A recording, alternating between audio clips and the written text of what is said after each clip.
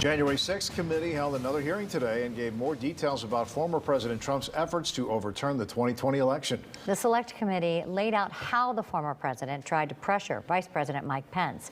WGN's Shannon Halligan has the details.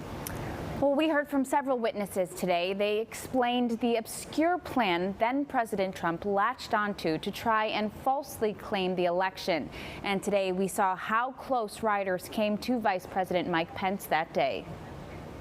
Donald Trump wanted Mike Pence to do something no other vice president has ever done. The January 6th committee laid out the plans they say President Donald Trump used to try and overturn the 2020 election. The hearing Thursday explained how Trump tried to pressure Vice President Mike Pence to reject the electoral count. A few days later, Professor John Eastman took up this cause. Eastman was at the time a law professor at Chapman University Law School. He prepared a memo outlining the nonsensical theory that the vice president could decide the outcome of the election at the joint session of Congress on January 6th. Witnesses testified that the plan was incorrect and illegal. There is no justifiable basis to conclude that the vice president has that kind of authority. Would have been the first constitutional crisis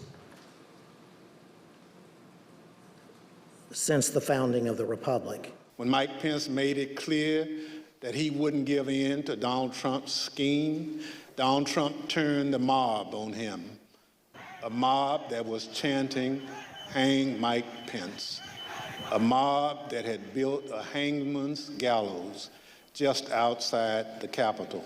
The Select Committee said rioters were at one point 40 feet away from the vice president.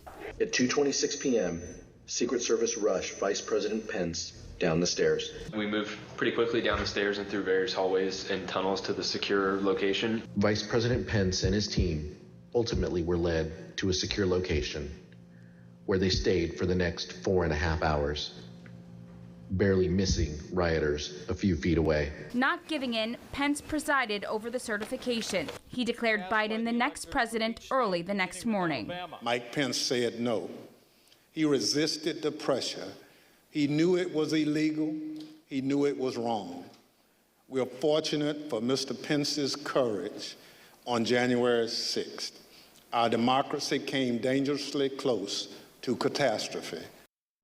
The committee has requested to speak with conservative activist Ginny Thomas, the wife of Supreme Court Justice Clarence Thomas. They want to discuss communications they obtained related to her and Trump's lawyer, John Eastman. Thomas told the Daily Caller that she looks forward to talking to them and that she can't wait to clear up misconceptions. Live in the newsroom, Shannon Halligan, WGN News. Thank you, Shannon.